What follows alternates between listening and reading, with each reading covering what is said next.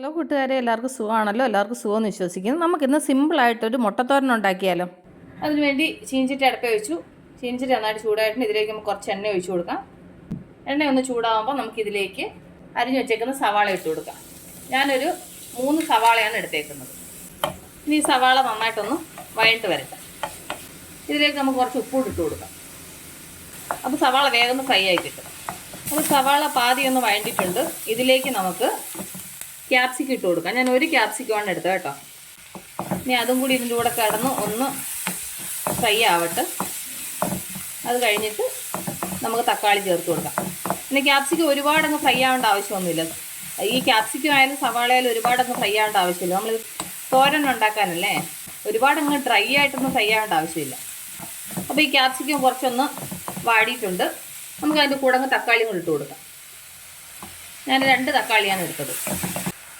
അതിൻ്റെ കൂടെ തന്നെ നമുക്ക് മസാല കൂടെ ചേർത്ത് കൊടുക്കാം. ഞാനൊരു 1/4 ടീസ്പൂൺ മഞ്ഞൾപ്പൊടി, എരിവിന് 1.5 ടീസ്പൂൺ മുളക് പൊടി, 1/2 ടീസ്പൂൺ ഗരം മസാല, 1 ടീസ്പൂൺ മല്ലിപ്പൊടി. ഇത് ഇത്രയും കൂടെ നന്നായിട്ടൊന്ന് മിക്സ് ചെയ്തതിന് ശേഷം ഇത് ഒരു ലോ ഫ്ലെയിമിൽ നമുക്കിതങ്ങ് അടച്ചു വെക്കാം. അപ്പോൾ ഈ മസാലയും ഈ പച്ചക്കറികളെല്ലാം നന്നായിട്ടങ്ങ് വേവും. അപ്പോൾ ഇത് ഇവിടെ നിന്ന് വേവട്ടെ.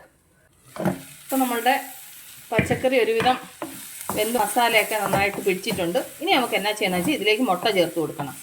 അതിന് വേണ്ടിയിട്ട് നിങ്ങൾക്ക് വേണമെന്നുണ്ടെങ്കിൽ വേറൊരു പാനിനകത്തോട്ട് മുട്ട ഫ്രൈ ചെയ്തതിന് ശേഷം നമുക്ക് ഇതിനകത്ത് ചേർക്കാം. ഇപ്പോൾ എൻ്റെ സമയക്കുറവുകൊണ്ട് ഞാനിതെന്നാ ചെയ്യുന്നത് വെച്ചാൽ ഇതിനെ സൈഡിലോട്ട് നീക്കിയിട്ട് ഇതിലേക്ക് അങ്ങ് മുട്ട പൊട്ടിച്ചൊഴിച്ച് കൊടുക്കുകയാണ്.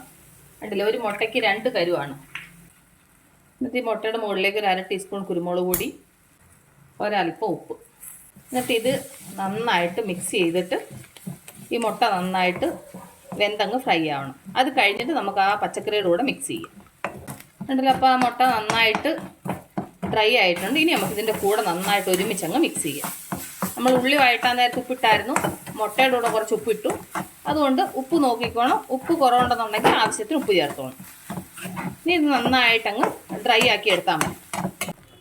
ഇതിലപ്പോൾ നന്നായിട്ട് ഡ്രൈ ആക്കി എടുത്തു. തട്ടിക്കൂട്ട് മുട്ടത്തോരൻ റെഡി. ഓക്കെ.